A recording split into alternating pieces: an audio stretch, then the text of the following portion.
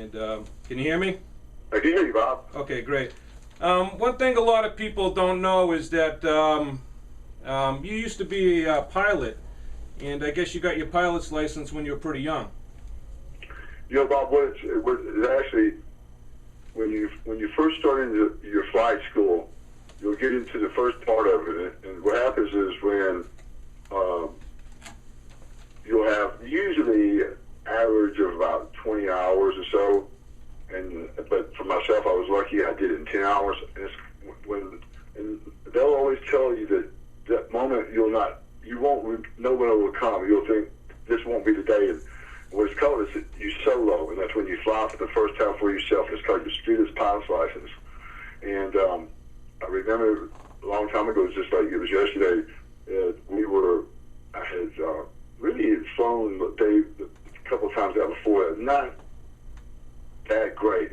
And the next time I came out, we were in conditions really that were just on borderline. It was unfavorable to fly. It was a little bit of a rain coming, which is not good for a small Cessna engine plane.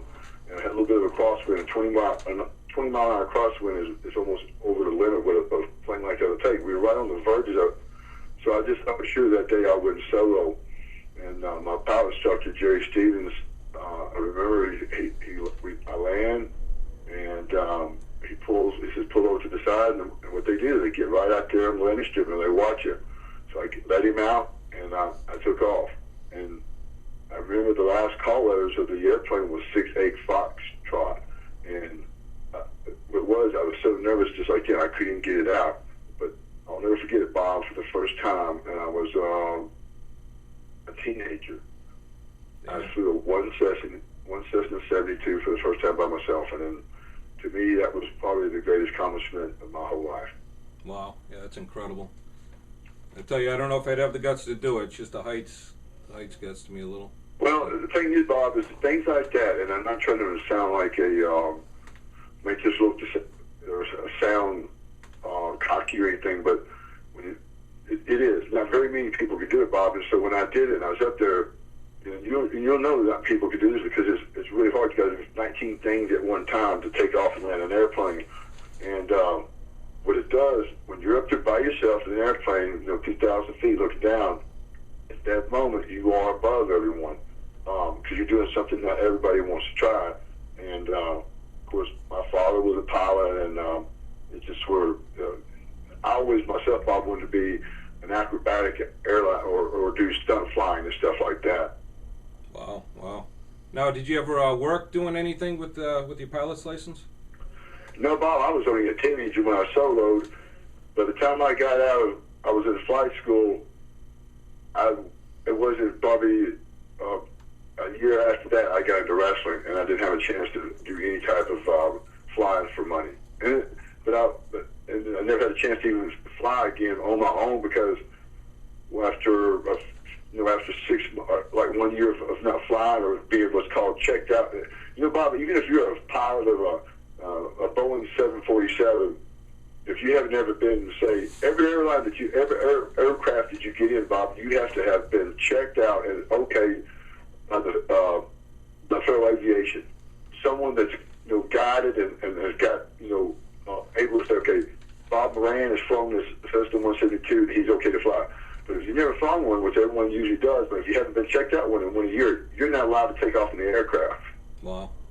So it's a real tough deal to get into. So I was getting into it. Now I'm 50 years old. I don't think I'm going to be flying an airplane.